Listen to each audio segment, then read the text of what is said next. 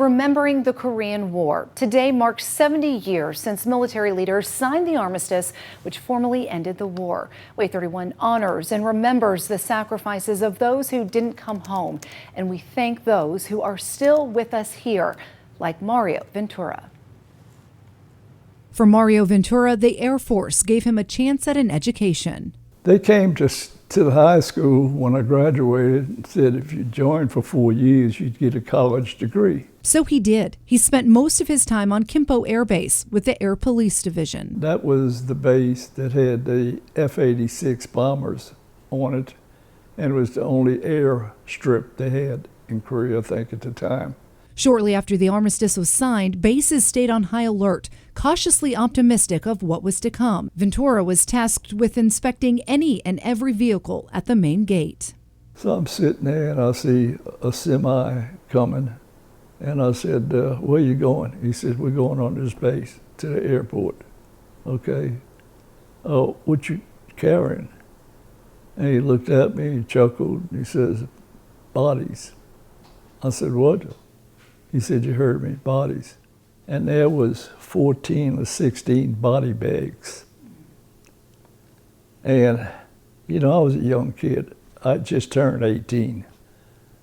And I looked at it, and I shook my head.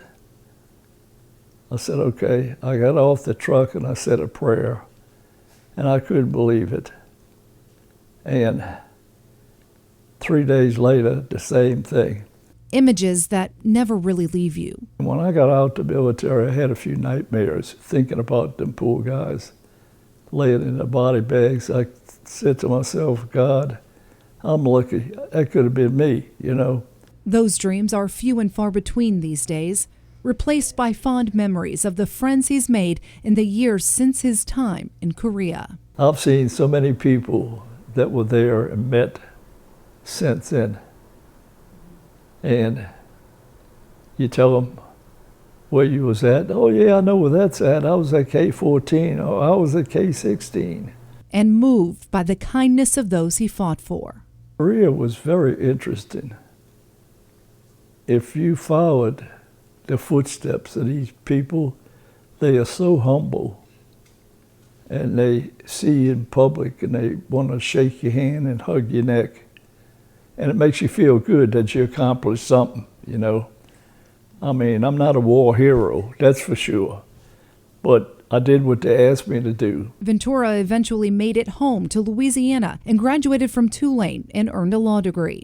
He served as a judge for 20 years, a successful career he was able to achieve because of his time in service. Took a long time, but it's nice to see they're finally getting bringing the good memories back up.